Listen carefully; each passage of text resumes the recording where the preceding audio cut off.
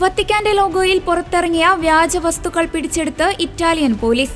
16 ദശലക്ഷത്തിലധികം നിയമവിരുദ്ധ ഭക്തവസ്തുക്കളാണ് Italian police പിടിച്ചെടുത്തത്. പിടിച്ചെടുത്ത ഭക്തവസ്തുക്കൾ ഏകദേശം €1 മില്യൺ വിലമതിക്കുന്നതാണ്. സംഭവത്തിൽ ഒരു ഇറ്റാലിയൻ പൗരൻ ഉൾപ്പെടെ 10 ചൈനക്കാരെ അറസ്റ്റ് ചെയ്തതായി ഓപ്പറേഷന് നേതൃത്വം നൽകിയ ലഫ്റ്റനന്റ് കേണൽ ഗ്രാസിയാനോ റൂബിനോ അന്താരാഷ്ട്ര മാധ്യമങ്ങളോട് പറഞ്ഞു. വിശുദ്ധ വാരത്തോടനുബന്ധിച്ച് റോമിലേക്ക് വരുന്ന തീർത്ഥാടകരെ ലക്ഷ്യമിട്ട് വിൽപ്പന നടത്താൻ വെച്ചിരുന്നതാണ് ഈ ഭക്തവസ്തുക്കൾ. കുരിശുകൾ, ജപമാലകൾ, മെഡലുകൾ, കീ ചെയിനുകൾ എന്നിവ പോലീസ് പിടിച്ചെടുത്തവയിൽ ഉൾപ്പെട്ടിരുന്നു. അതേസമയം നിയമവിരുദ്ധമായാണ് ഭക്തവസ്തുക്കൾ നിർമ്മിച്ചതെന്ന് പോലീസ് വ്യക്തമാക്കി.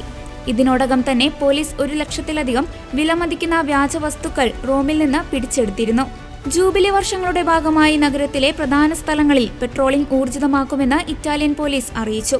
ജൂബിലി തീർത്ഥാടനത്തിനെത്തുന്ന ആളുകൾക്ക് ജൂബിലി 2025 എന്ന ഔദ്യോഗിക വെബ്സൈറ്റിൽ ഇവർ വാങ്ങിക്കുന്ന ഭക്തവസ്തുക്കൾ രജിസ്റ്റർ ചെയ്തിട്ടുണ്ടോ എന്ന് പരിശോധിക്കാമെന്ന് വത്തിക്കാൻ അറിയിച്ചു.